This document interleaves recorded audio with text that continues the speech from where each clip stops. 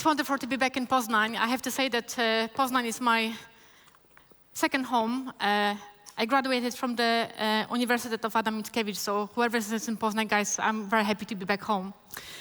I'm going to tell today about leadership and AI. Why it is an important topic? I think it's because we have to make many decisions as leaders in the next weeks, months, and years, and prepare the organizations that we lead, the countries that we lead, for the future generations to really step in and take over from us. In 2018, I had the privilege to join my company in China market. And one day I'll write a book about it. I was there for 5 years during the COVID, leading a lot of changes, challenges as well at the same time, with fantastic people. But if we look into last around 5-6 years back, let's be honest, my friends. 2018 was the last normal year. In the last 5 years, there were many challenges that we faced. And each of you felt it. It doesn't matter if you run local company, if you run global company. Inflation, pandemic, we all know it, and consequences. Broken supply chains. We have a lot of topics and crises that is happening in the climate as well. We have digital transformation happening. These are the challenges that we have been facing in the last 5 years. What is going to happen?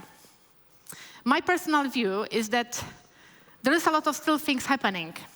And if we believe that this time were very challenging to all of us, I suggest to all of us really sit in the seat and fasten the seatbelts, because this is more yet to come. In the last 2 years, I have a fantastic privilege to work on the global level. And the world is an amazing place. I love traveling. This is my kind of personal hobby. I love exploring cultures, feeling the smell of the food on the streets. If it's US, India, China, Japan, name it. World is a beautiful place. It's very complex as well at the same time. And by traveling to those markets, talking to the customers in their home, we have a lot of home visits. They invite us to their homes, we drink coffee, tea with them. We talk about world problems, home problems as well. I see that we have ahead of us 6 big trends that will be facing all of us. I will go quickly through 4 of them, and I would like to stop at the last one. Number 1 is, of course, changing the customer. Changing in the customer landscape. We know that if you run today a global brand, average doesn't work. We have increasing diversity in the ethnics. We have as well at the same time changes in the sexual and gender identity. We've got a big gap in the disproportion of health. We have at the same time, because what we put into our mouth when it comes to processed food, quite a lot of obesity in Europe and in the States. At the same time, we have very different digital ecosystem in the US, in Asia, in Europe. Average doesn't work anymore. Second trend, very important one, is involving society and cultures. And here there's a lot of topics that are dilemma topics. We have changes in the importance of the religion across the world. We have as well at the same time declining trust in authorities, in governments. At the same time there's a race in trust and purpose. There's a race in purpose, belief in purpose. People are looking for deeper means. We have at the same time very much rapidly raising one solo person households. People are getting older. And today, community for somebody who's 12 years old is very different for somebody who's 60 years old. And let's be honest, our children, our teenagers today look at the screen 8 hours a day. Not 1, 2, 3, 8 hours a day. What will be the consequences of this community and this society in the future? We don't know. We can just foresee. But this is not something good. Today, we can destroy somebody's life in 3 seconds in social media, and it has to stop. Next global trend is radical industrial upheaval. And here we can talk about space race. We can talk, in my point of view, for example, Tesla, that is the biggest probably in the world AR project. But at the same time, I don't know if you had the privilege to see JD Distribution Center in China.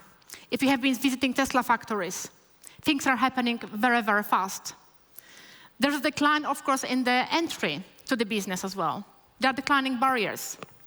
At the same time, there's big uplift when it comes to the key opinion leaders. that are becoming authority and are disruptor in many industries. Many things is happening there. Last but not least, we have extreme climate and planet. And I'll be very frank with you. When I was in China, I went through typhoon, I experienced flooding, and I experienced earthquake. And trust me, guys, when you see it on TV, you have very different perception. But when you're out there, even if you tell me that there is no natural disaster caused by the climate change, I don't have time for you to convince you. And it's not fun. Trust me, it's horrible. It's horrible. There's also many good things happening in this topic. We have, of course, raising importance of the plant-based food. There's many things happening in the renewable energy sector as well. There's some good things happening. But at the same time, if we look back to 2004 versus 2024, we doubled the production of the plastic bottles, and it has to stop. It has to stop. We have one more important, before I'm going to go to the most important one, is the geopolitics part. We discussed already this morning quite a lot. I think, of course, being Polish by birth and seeing what's happening a few hundred kilometers from here puts a lot of tensions. And I work in the financial field, but numbers are also emotions. Let's be honest. Today, when we look into, let's say, world investments around the globe, we have to be very cautious with three things. First of all, what we look into from IKEA perspective, we have very thought-through strategy, how and where do we invest first and second. Because what we have learned during COVID, and I'm sure all of us did, cash rich doesn't mean resilience anymore. This is what we have learned. It was quite a painful lesson from many brands and companies across the world. Majority of the topics in the geopolitical landscape were discussed this morning. And last but not least, colleagues, the most important one is the technology part. And here, list is endless. It's simply endless. We're going to be making a lot of decisions in your companies, in my companies about it. And I would like to maybe talk to you about the challenge that we are facing, I am facing every day. And I'm also going to share with you how I'm dealing with them. Because it's important we're going to keep moving. We're not going to block the young generation, and we're not going to block transformation as well. So first of all, we have to unlearn what we have learned, and we have to learn again. And I remember that when I landed in China in 2018, I had my first run across Huangpu on the bound part. And the only thing that I needed to take with me to buy a bottle of water was my face. It was 2018. Cash doesn't work. Credit card doesn't work. WeChat Pay, Alipay probably as well. There are things that are happening already, and we're facing those challenges. At the same time, we have to make sure that if we're not rolling the sleeve and digging in, I'm learning by experiencing things. I cannot read the books too much, and literally I need to really dive in. If we're not going to learn what is new around us when it comes to technology and AI, in 3 years, we're going to become the dinosaurs. We're going to be dinosaurs in 3 years' time. Number two, we talk about it in the panel. There's the ethical aspect of it. There's a lot of temptations to cut corners. What is our legit interest to use AI? Is it greed? Is it something better? Is it higher purpose? We have to find a way in this one as well. And there'll be a lot of dilemmas to choose. And I have a privilege to work for the company that has long-term view. But as well, at the same time, we have to perform here and now, and we have to make sometimes very difficult decisions. Short-term benefits or higher purpose? And last but not least, it's very important to decide what we leave for the generations to follow. And here I would like to share with you my very personal view how I make decisions in the company. In the era of AI, when technologies play a big role, and many things I still don't know, and I need to learn. Who knows what it can be on the screen? If you guess, I'm going to invite you for lunch in Warsaw in June. And if you need to fly in, tickets are on me. Weeks of your life. Weeks of your life. Months of our lives. These are the months. What's your name?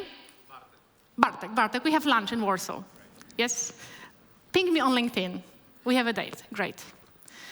These are the months of human who is on average 8 years old. I am 47. This is gone. There is no reverse button. I cannot get refund for something. It's gone. I'm also a well-informed optimist. And by being raised in Poland, grew up in Poland, I know that Poland is not probably the most healthy country when it comes to air. It's quite a polluted country. So we have to take something out. I'm not a smoker, I try to eat healthy, but maybe some genes, maybe some stress and so on. Yeah, this is what I got left.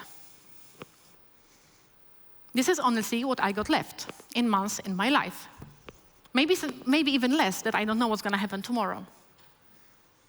And my play field for every decision that I make in the company is simply driven by the fact that I want to leave everything what is behind me in a good shape to my son who is 9 years old today. This is what drives me in the business. This is what drives me at work. This is what drives me at home. Every single decision that I make is for the good of the future generations to follow. Sometimes it's damn difficult, guys, trust me. But this is what I live for. This is what I want to share with you, and I'll leave you with two things. I have a wish to you, all of you. I wish that when you're going to be 80 years old, looking into the mirror and seeing face full of wrinkles, amazing adventures that you have in life, you have no regrets that you make some decisions to harm somebody or to have short-term thinking. So I wish to all of you that you're going to be making the decisions and you're going to not regret anything. This is number one. And second thing, colleagues, I think it's very important to say, because we've heard quite a lot of bad things and terrifying things. But these are exciting and interesting times. These are our times as well. And I have learned in China one important thing. World crisis. I was running transformation during COVID, so on adrenaline for the 5 years. Crisis in Chinese means 危机, danger, opportunity. I was always looking at the opportunity. And this is what I wish you all. Thank you so much.